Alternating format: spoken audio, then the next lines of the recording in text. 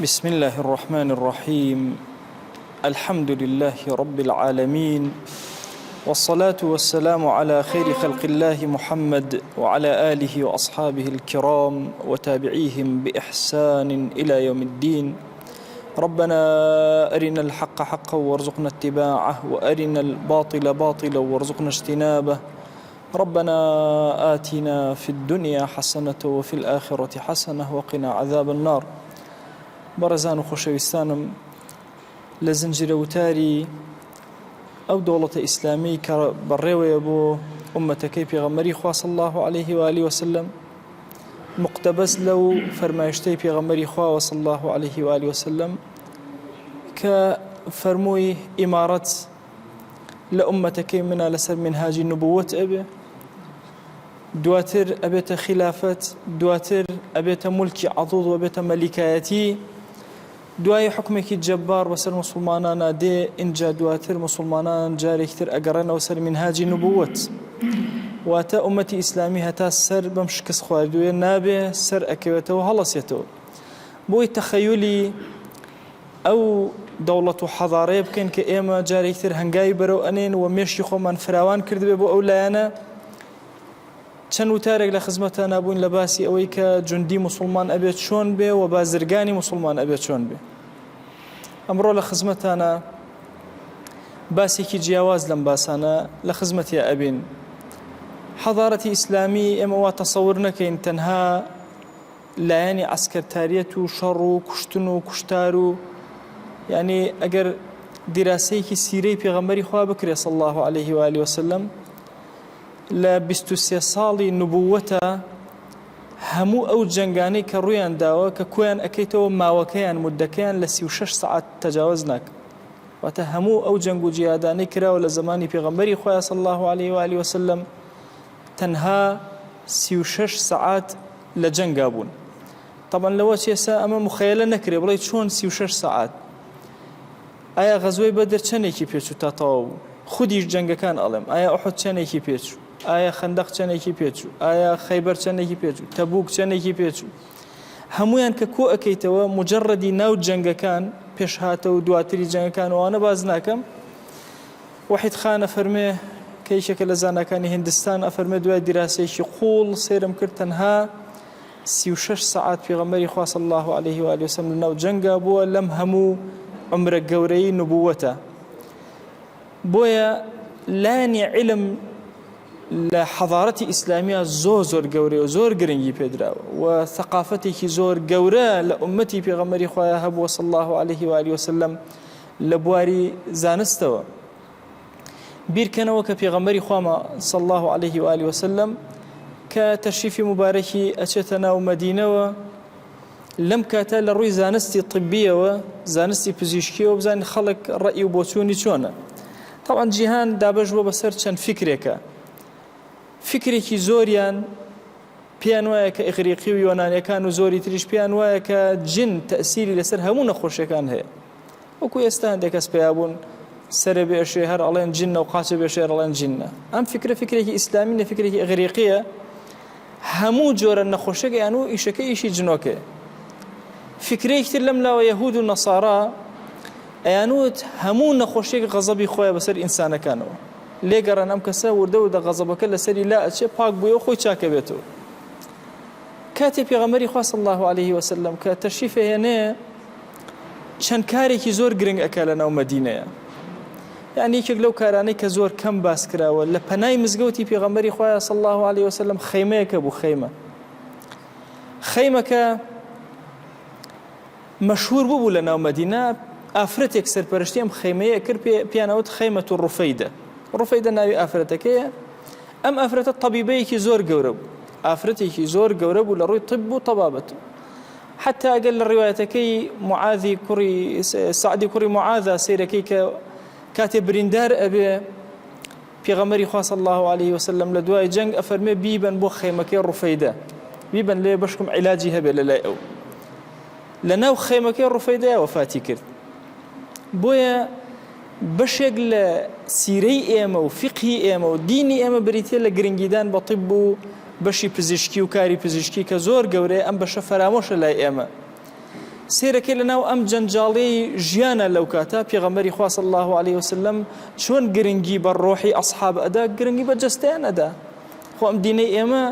تەنها ئەمە نییە، یعنی ئێمە بڵێن وەڵا بەس ئاخرەتمان تاوە، نا وەڵا ئەبێت دنیاشمان تۆکمە بێ و ئاخرەتیشمان تۆکمە بێ. کاری ئێمە موسڵمان ئەوە نییە تەنها بڵێن وەڵا ئێمە بەس لە ئاخرەتە ئیتر تەواو بەس ڕۆحمان ئاسوودە بێت جەستەمان گرنگ نییە. ناوەڵا بەعکسەوە جەستە زۆر گرنگە. بۆیە فەرمووی وئینە لجەسەدیکە عەلەیکە حەقەن، جەسەدی تۆ لاشەی تۆ مافی هەیە بەسەر تۆ. وە کۆمەڵێ فەرمایشت کە خۆشەویستمان صلی الله عليه و آله وسلم فەرمووی، یەکێکیان فەرمووی تەداوە و بڕۆن تەداوی خۆتان کەن بەدەست ئازارەوە مەناڵێنن، فإن الله لم يضع داء إلا وضع له دواء غير داء واحد الهرم. كشيخ الباني بحسن دانا فرمايشتك فرمي برون تداوي كان يك داء نية ويك نخوشي نية خواجه لجلال داينا بلا سرزوي لا دواشي بودانا ودبرون دواك بدوزنو يك نخوشي يا سرني بيري اگه همون نخوشه كان يتر اگري چاره سري هي كاتك فرمي لكل داء دواء زنان افرمون طب هێشتا زۆری ماوە بگاتە ئەم فەرمایشتەی پێغەمبەری خوا صلی الله عليه وسلم، چونکە فەرمووی هەموو دائێک هەموو نەخۆشێک دەوای خۆی هەیە. ئەم دەوایە کە هی ئەم نەخۆشیە نابێ عوارضی هەبێ، هەتا ئێستا طب هەر دەوایەک دائەنێ عارضی تری هەیە، نەخۆشیەکە چارەسەرەکە دوانی ترە بۆ دروستەکە، عارضی تری هەیە، شتی مەشاکلی ترە بۆ دروستەکە. ئەم فەرمایشتەی پێغەمبەری خوا صلی الله عليه وسلم لە قمەی طبایە هەموو دائێک چۆن کەسێک بێنە پێشای خۆت قەناز بەدەستێکی زۆر دەسڕاست، چۆن فیشە خەسار نادا و زەرەری تریش نادا، شوێنی خۆی ئەپێکێ کە ئێوێ. بە هەمان شێواز لكل داء دواء، هەموو جۆرە نەخۆشیێک ئەبێ خودی دەوای خۆی هەبێ بەبێ ئەوەی هیچ زەرەر و ئەزرارێکی تری هەبێ. ئەلەم ڕوانگەیەوە و لەم ئەساسیاتەوە کە ئەم خێمەیە لە پەنای مزگەوتا بوو، فکرێکی ئیسلامی بۆ هەموو ئەو ملوک و ئەو خەلیفانە پێیا بوو کە لەناو ئیسلام ئەوردە و دەکاریان ئەکرد. یەکەمین خەستەخانەی سربەخۆ لەناو ئومەتی ئیسلامیە کە دروست کرابێ عەبدولمەلیکی کوڕی مەڕوان دروستی کرد لە دەوڵەتی ئومەویەکانە. زەمەنی عەبدولمەلیکی کوڕی مەڕوان دایەکی زۆر خەتەر، نەخۆشیێکی زۆر خەتەر، نەخۆشی گەڕی و گولی بەڵاو بوویەوە بەناو خەڵکە، خەڵک زۆر تووشی ئەم نەخۆشیەوە بوون. هات لەناو شامە خەستەخانەیەکی زۆر تایبەتی دروست کرد، ئەو کەسانێک کە تووشی ئەو حاڵەتە بوون یەکسەر ئەیخستنەوە خەستەخانەوە. ئەم خەستەخانە لە پەنای مزگەوتا دروست کرا. طبعا شتێکی پێش ئەوەی بچمەوە سەر دەرسەکە بە عەرزتان کەم، شوێنی خانوو، شوێنی باخ، شوێنی شار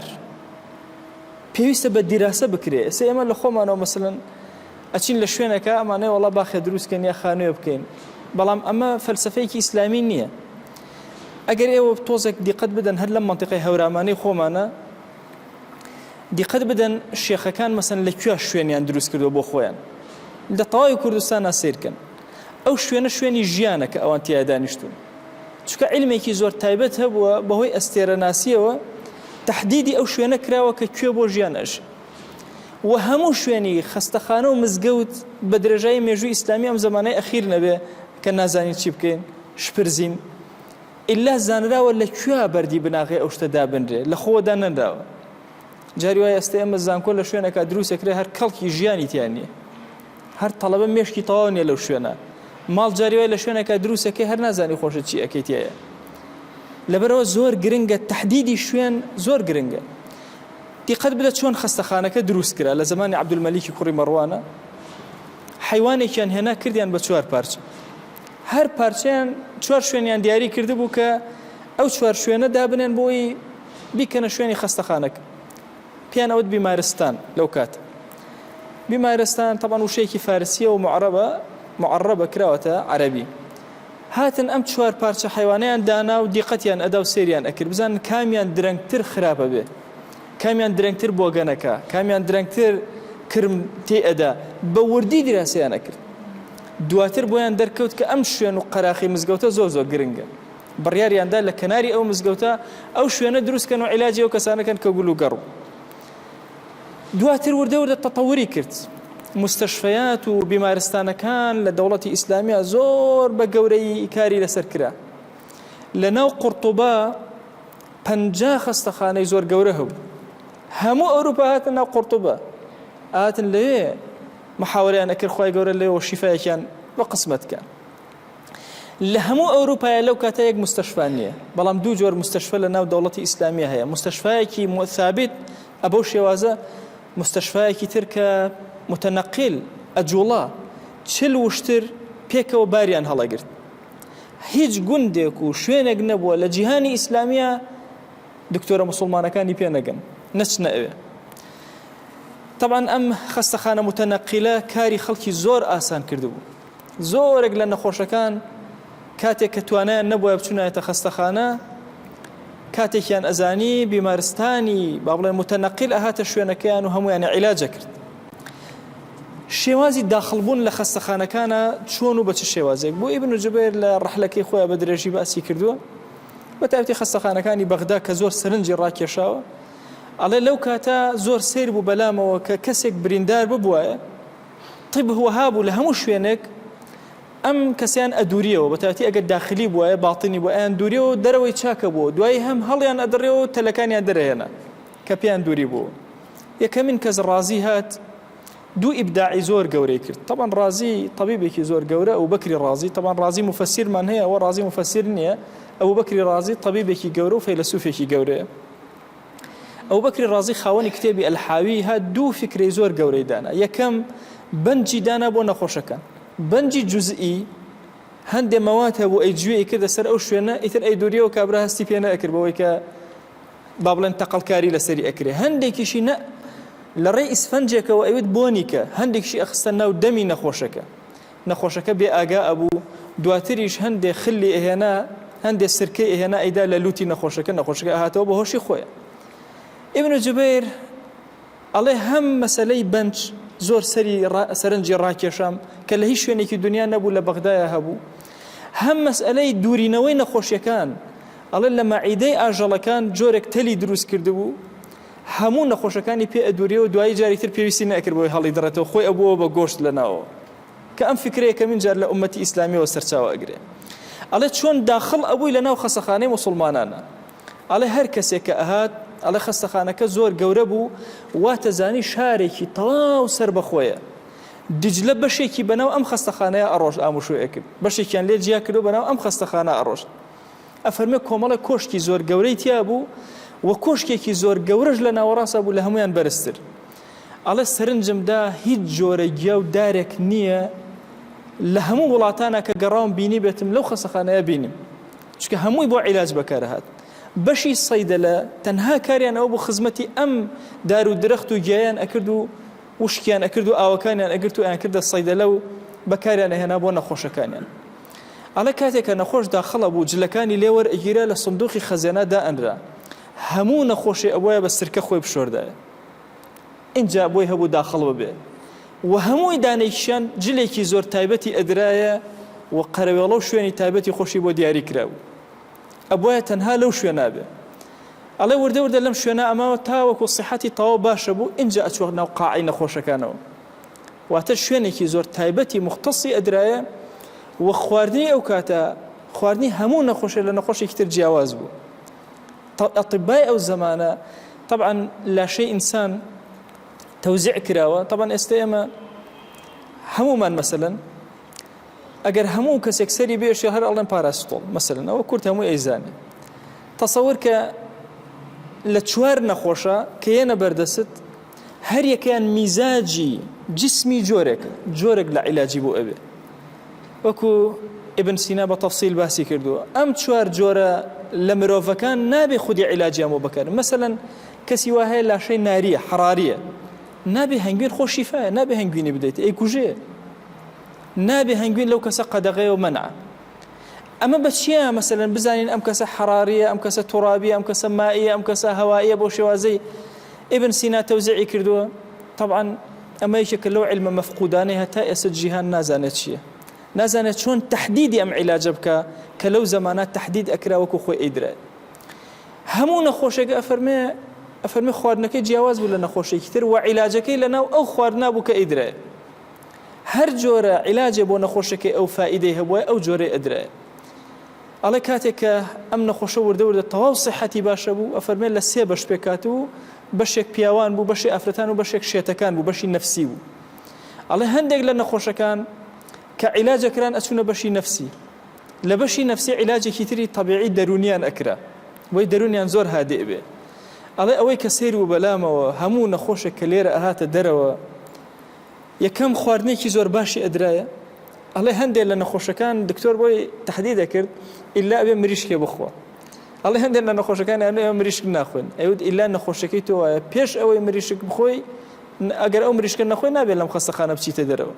ئەڵێ ئیلا هەندێک هەبوون تەنها هەندێک سرکە و نانیان ئەدرای ئەبووە ئیلا ئەوەی بخواردە اینجا بچێتە دەرەوە هەندێک هەبوون نە ئەبوایە بە سرکە جارێکتر خۆیان بشۆردا اینجا بچنە دەرەوە ئەڵێ لەوە تێ نەگەیشتم دکتۆرەکان بۆ ئەم شێوازە تەحدید دەکەن و هەندێک لە نەخۆشەکان جلی تازەیان ئەدرای لە کۆنەکەی خۆی ئەسووتێنرا جلێکی نوێ ئەدرایە بەمەوە بڕۆ ئەڵێ لە هەمووی سیرتر بەلامەوە سیرمە کرد هەر کەسێ هاتوۆتە ئەم خەستەخانە چەند ڕۆژ لێرە بووە کاسپی نەکردووە و 10 ڕۆژ دوای ئەوەش پارەی ئەوەندەی ئەدرایە بۆی 10 ڕۆژ دوای ئەوە کاسپی نەکە نەبادا نەخۆشەکەی بۆ بگەڕێتەوە پارەکەی تەسلیم ئەکرا و ئەڕۆژ ئەڵێ کەسێک کە دەوڵەمەند بووە خۆی ئەمەی ئەگێڕاوە ئەو من نامەوێ وەزعی من زۆر باش ئەڵێ پرسیارم کرد هەموو ئەمانە کێ پارەکەی دابینەکە ئەڵێ وتیان ئەمە هەموو لە وەقفی موسڵمانان دەوڵەت تەنها سەرپەرشتی گشتی ئەم کارەک هەمووی ئەمە موسڵمانان یان پارەکانیان لێرە دائەنە سەدەقە و خێر و خێراتەکانیان لەم کاروبارانە سەرفە کرد ئەڵێ هەندێک لە شوێنی شێتەکانم بینی کە بە تەلی زۆر بەقووت دەوروبەری گیرا و بە حەدید و ئاسنی زۆر بەقووت ئەڵێ کە سەیرم کرد ئەنواع جۆری گوڵی جوانی ئەم سەرزەویان لەو شوێنە کۆ کردبووە ئەڵێ زۆرێک لە شێتەکانم ئەبینی کە ئەچون بۆنی گوڵەکانیان ئەکرد هەستیان ئەکرد ئارامیەکیان پێ ئەبەخش دەوڵەتی موسڵمانان ئێمە وانەیەتە پێشچاومان دەوڵەتێک مخەیەلەکەین کە دەوڵەتێکی کزی لاواز بڕواکەن ئەو وەسائلانەی کە ڕازی باسی کردوون کە لە زەمانی خۆیان بەکاری هێناون و ڕسمەکانیشی کێشاوە بەم شێوازە دروستیان کەن ئەو جۆرە مەقەستانەی کە دایناوە ئێستش لە طیب ئەو جۆرە مەقەستانە دروستەکرێت دائەندێ مەسئلەی مناڵ چۆن لە دایک ئەبێ ئەو مناڵ لە سکی دایکە کاتێککە ئەمرێت چۆن دەرئەهێنرێ هەمووی بە یاسا بە تەنزیم دانراوە هەموو خەستەخانەیەک لە ناو دووەلی ئیسلامیە گەورە و مەسئولێکیە بۆ پێوتراوە ساعور سەرپەرشتی گشتی کردووە و ئیمامەتی ناو خەستەخانەکەشی کردو ئەفەرمێ سەرۆکی ئەطیبا زانایەکی زۆر گەورە بوو لە دینە لەگەڵ ئەوە طەبیب بوو کابرایەکی دینی زۆر گەورەش بوو ئیمامەتی ناو ئەم خەستەخانانە نەخۆش و طەبیب و هەمووی ئەوەستا پێکەوە ساعور پێشنوێژی بۆ ئەکردن نەخۆشیێک زۆر ئالۆز بووە ساعور ئەبینی ئەڵێ لە بەغدایە چەند خەستەخانەیەکی تایبەتم بینی تەنها ئیشیان چاو بوو تەنها کاریان لەسەر چاو ئەکرد دکتۆری چاو بە تایبەت لە ناو بەغدایە ناوێکی تایبەتی و پێوتە کەحال خۆی کەحال ئەو کەسێک کە چاو ئەڕژێ یعنی ئەو کەسانی چاو جوان ئەکەن بەم ناوە ناویان لێنرا بوو ڕەمزێکی زۆر تایبەتیان هەبوو ئەفەرمێ شتێک زۆر سەیر و بەلامەوە جلی هیچ دکتۆرێ لە دکتۆرێکی تر نەئەچوو ڕوتبەیان هەبوو لە بینی خۆیانە جلەکانیان زۆر جیاواز بوو لە یەکتر هەر کەسە بە پێ ڕوتبەی خۆی جلەکانی بۆ دیاری ئەکرا ئەڵێ ئەوانەی کە خزمەتی نەخۆشەکانیان نەکرد و پاک و خاوێنیان ڕاگیرە کرد هەموو جلەکانیان سپی بوو بۆی بچووکترین پیسی پێوە دەرکەوێت لە دوورەوە بزانن ئەمانە پاک و خاوێنیان ڕاگیر نەکرد زۆرێک لە فەرشەکانی ناو خەستەخانە سپی بوو ئەڵێ زۆرێک لەو سەرچەفانەی کە ئەدرا بەسەر سەریرەکانە و قەرەوەڵەکانە هەمووی سپی بوو بیرکەنەوە لەو کاتی طبی ئیسلامی و بیرکەنەوە لە ئێستەی عالەمی ئیسلامی لە 120 داهاتی خەڵک لە هەموو جیهانی ئیسلامیە بۆ ئەوروپا ئەڕوا لە ڕۆی دکتۆر و نەخۆشیە تەسەور کە یەکەمین خەسەخانە لە ناو ئەوروپا دوای 800 ساڵ دوای ئێمە دوای ئومەتی ئیسلامی ئینجا یەکەمین خەستەخانە لە ناو ئەوروپایە دروست کرا دەبزانە ئومەتی ئیسلامی لەکوێ و ئێستەی ئومەتی ئیسلامی لەم شپرزیە بەم شێوازە لەکوێ بۆ لە زەمەنی عەباسیەکانە خەستەخانەیەکی زۆر تایبەت دروست نەکرا کە پڕکرا لە مەیمون ئەنواع زۆری مەیمونی جیهان کۆکرایەوە بۆ ئەوی لێرە طەبیبەکان مەهارەتی خۆیان پێشخەن کاری خۆیان پێشخەن بزان چی ئەکەن پێش ئەوەی لەسەر مرۆڤ تاقی بکرێتەوە لەسەر مەیمونەکان تاقی ئەکرایەوە بۆ هیچ مەکتەبەیەک هیچ خەستەخانەیەکە بوو لە جیهانی ئیسلام و بیمارستانێکە بوو کە مەکتەبەیەکی زۆر گەورە و زەبەلاحی تیانە بێ عەزیزانم کۆمەڵی خەستەخانە کە لە عالەمی ئیسلامیە زۆر مەشهور بوون و ئێستش دیراسەی شوێنەکان و جێگاکانیان ئەکرێ یەکەمین خەستەخانەی نووری کە لە دیمەشقا نورەدین مەحموود زەنکی دروستی کرد و دواتر سەلاحەدین ئەیوبی زۆر گرنگی پێدا و زۆر گەشەی کرد کە ئەفەرمەیەکێک بوو لە عجوبەکانی دنیا خەستەخانەی عەضودی لە بەغدا کە ئەفەرمێ سەیدەلیەکەی ئەوەندە دەرمانی تیا بوو بەشی هەموو جیهانی ئەکرد ئەڵێ کە سەیری مەطبەخەکان و خواردنەکانیت ئەکرد سەرت سوڕ ئەمە لە هیچ شوێنێکی جیهانە مەطعەم و خواردنی ئاوات نەئەبینی هەروەها لە مەڕاکیش خەستەخانەیەکی زۆر گەورە دەوڵەتی موحیدین دروستیان کرد لەو کاتە کە مەنسوور ئەبوو یوسف یعقوب مەلیکی ئەو دەوڵەتە بوو دروستی کرد لە ساڵی 580 هیجری ئەفەرمێ یەکێک بوو لە عجوبە زۆر سەیرەکانی جیهان 5 دەریاچەی بچووکی تیا دروست کردو تەسەور کە خەستەخانەیەک 5 دەریاچەی تیا بێ ئەبێ چەند گەورە بوو بێ ئەبێ لە چه ئاستێکی گەورە و بەرزیا بوو بێ ئەڵێ ئەو ڕەوعە و ئیتقانەت کە تیا بوو لە هیچ شوێنێکی جیهانە دەست نەئەکەوت هەموو پێنجشەممە و جومعەیەک مەلیکی موحیدین خۆی ئەهات لەناو خەستەخانە نانی ئەخوار بۆی بزانێ وەزع و حاڵی خەستەخانەکە چۆنە و بە چ شێوازێک ڕحلەکەی ئیبن جوبەیر زۆر دوور و درێژە و زۆرێک لە شوێنەکانی باس کردووە مەنسووری گەورە خەستەخانەی مەنسووری گەورە لە بەغداد خەستەخانەکانی قورتوبە و ئەندەلوس زۆرێکی تر لەمانە ئەمە هەمووی حەضارەتی ئێمەیە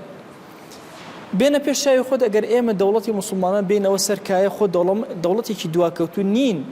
بەخوا چی لە جیهانە ئەمڕۆ زۆر پێشکەوتو ئەبێ ئێمە پێشکەوتوتری کەین جیهانی ئیسلامی کاتێک کە دەستی کرد بەکار وەسائلی تەبابەت زۆر سادە بوو ئومەتی ئیسلامی و زانەکانی زۆر بەرزیان کردەوە ئێستەش وهایە زۆر سادەی و ئەبێ بەرزتر کرێتەوە کتێبێک هەیە زۆر سەرنجی ڕاکێشام کە ڕازی نووسیویەتی لەو زەمانە باسی ئەخلاقی تەبیبی موسڵمانەکە ئەبێ موسڵمان تەبیبەکەی ئەخلاقی چەند بەرز ئەبێت چۆن لەگەڵ نەخۆشە مامەڵە بکە ئەو دەورانە چین کە ئەی خوێنێ هەر هەموو لەسەر دەرونی نەخۆش کار لەسەر دەرونی نەخۆشەکە بۆی شیفا وردەوردە لای ئەم نەخۆشە خۆی گەورە دەروی لێ بکاتەوە ئەم نەخۆشە پێویستی بە چ جۆرێکە پێویستی بە چ دڵخۆشکردنێکە بە چ جۆرە قسەیەکە هەموو ئەمانە بە درێژی لە ئەخلاقی تەبیبی موسڵمانان نووسیوێتی صفاتەکانی ئەبێت چۆن بێ کێ ئەبێ ببێتە تەبیب کێ ئەبێ لە تەبابەت دوور خرێتەوە ڕەنگ و شێوەی ئەو کەسە چۆن بێ یەکێک لەو شتانەی کە زۆر سەیرە ئەڵێ تەبیب ئەبێ زۆر جوان بێ ئەڵێ شکڵی دەموچاو و هەیئەتی ئەبێ زۆر جوان بێ اینجا ئەبێتە تەبیب لە ناو دەوڵەتی ئیسلامی و دەوڵەتی موسڵمانانە بۆ ئەفەرمێ ئەم دەموچاوە جوانە هەر خۆی بۆ خۆی کاریگەری هەیە لەسەر بەرامبەرەکان بۆ شیفا بۆ یەکێک لە صفاتەکان باڵای ئەبێ بەرز بێ ئەبێ دەموچاوی جوان بێ یعنی یەک کۆمەڵ صفاتی جوان باس کراوە بۆچی ئەمە لە پێناوی چیە تەنها لە پێناوی گرنگیدان بە ڕۆحی ئەو نەخۆشە و ئاسوودەی ئەو نەخۆش و ئەو شوێنەی کە تەبیبی گەورەتیە دائەنیشێ ئەبێ ئەو شوێنە چۆن مهەیە کرابێ چۆن هەوا لێی دەرچێ و چۆن هەوا بێتە ناوی ئەبێ چەند پەنجەرەی تیا بێ و ئەبێ تەبیب لە چه شوێنێکی ژوورەکە دابنیشێ طبعاً تەبیب لە سەروی ژوورەکە دانیشێ لە وەسەطیا دائەنیشێ و زۆر شتی تر لەم بابەتانە کە لە حەضارەتی ئیسلامیە هەیە کە بەڕاستی هەستەکەی حەضارەتی ئێمە حەضارەتی ذەوق و شەوقە حەضارەتی جوانی و جەماڵە بۆیە ئینسانی موسڵمان کە مخەیەلەی ئایندەی ئەکا بۆ دەوڵەتداری ئەبێ مخەیەلەی ئەوە بکا کە ئێمە خاوەنی حەضارەتێکین کە لە ئاستێکی زۆر بەرز و بڵند بەخوا گرنگی بە ڕۆحی ئینسانەکان ئەدەین گرنگی بە جەستەیان ئەدەین بەلامانەوە ئاساییە کەسێکی جوولەکە کەسێکی نەسڕانی کەسێکی بتپەرست هەموو ئەمانە لە دەوڵەتی ئیسلامیە شیفا بدرێن و کاریان لەسەر بکرێ و زۆر بەلایشمانەوە ئاساییە تەبیبەکانی غەیری موسڵمان بێن مەهارەتی خۆیان زیندووکەنەوە لەناو دەوڵەتی موسڵمانانە چۆن ئێستا ئەوروپا تەبیبە موسڵمانەکان ڕووی تێئەکەن بە هەمان چەشن هەموو تەبیب و حەکیمە بەهێزەکانی ئەوروپا ئاهاتنە ناو بەغدا و بە تەواوی سەلاحیەت و کار ئاسانی بۆیان ئاهاتن کاری خۆیان ئەکرد و دوو جار مەعاشیان وەرەگرت لە وەقفی ئیسلامی وەریان ئەگرت لە خەلیفەی موسڵمانانی وەریان ئەگرت کە خەڵکە موسڵمانەکە یەک مەعاشی وەرەگراوان دوان وەی سەرنجی جیهان ڕابگیرێ و هەموو خەڵک بێن ڕووبکەنە ئەم شوێنانە هەتاوەکو حەضارەتی ئیسلامی بە گەورەی و بە بەرزی و بە بڵندی بمێنێتەوە ئەمەی کە عەرزم کردن سوچێکی بچووکە لەو حەضارەتەی کە ئومەتی ئیسلامی ئەگەڕێتەوە سەری و ئومەتی ئیسلامی تیا هەڵ ئەسێتەوە و دروست ئەبێتەوە ئەمە مێژوویەک بوو لە خزمەتانە عەرزم کرد واقعی ئێستەش ئەبینین ئایندەمان ئەبێ لەم مێژووە زۆر گەشتر بێت چونکە حەضارەتی جیهان بەرەو پێشتر چووە ئەبێ ئێمەش کاری زۆر ئازاترکەین بەرەو زۆر پێشتر بچین خوای گیان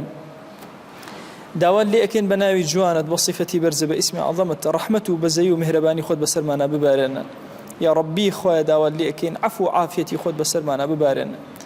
يا ربي خويا گناهانێکی زۆرمان بەرز کردوتەوە یا ئیلاهی هانای ضعیفی و زەلیلی و گوناهباری خۆمان بۆ لای تۆ بەرزەکەینەوە لە گوناهەکانمان ببوورە یا ئیلاهی لە گوناهی دایک و باوکمان ببوورە یا ئیلاهی لە گوناهی برا و خوشەکانمان ببوورە یا ئیلاهی لە گوناهی خێزان و مناڵ و هاوسەرمان ببوورە یا ئیلاهی داوات لێ ئەکەین بە ڕەحمەت و بەزەی خۆت لە گوناهی وەچەکانمان ببوورە لە گوناهی باو و باپیرمان ببوورە یا ئیلاهی داوات لێ ئەکەین لە گوناهی خزم و کەسوکارمان ببوورە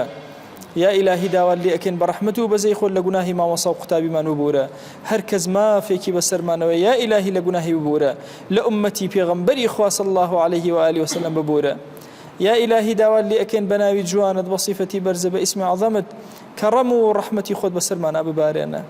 یا ربی خوایە داوات لێ ئەکەین بەرەکاتی ئاسمان و زەوی بەسەرمانە ببارێنە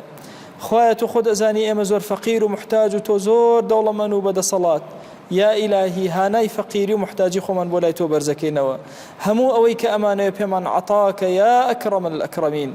خوایە گیان چاکەکانی دنیا و ئاخرەتت داوات لێ ئەکەین و پێمان عەتاکە یا ئیلاهی داوات لێ ئەکەین بە ناوی جوانت بەصیفەتی بەرزە بە ئیسمی عەظەمت بە ڕەحمەت و کەڕەمی خۆت یا ئیلاهی ئێمە گوناهانێکی زۆرمان بەرز کردوتەوە بەڵام والله یا ئیلاهی لەم مانگی ڕەمەضانە بە صدق تەوبەمان کردووە گەڕاوینەتەوە لای تۆ یا ئیلاهی تەوبەکانمان قبول کە یا ئیلاهی ئەو گەنج و شەبابانەی لەم مانگی ڕەمەضانە یا ئیلاهی هیدایەتت داون تو گەورەی خۆت خوا هیدایەتەکەیان زیاتر کە یا ئیلاهی سەقامگیریان کە دڵیان ثابت کە لەسەر خواناسی و دینداری و تاعەت یا ئەکرەم الئەکرەمین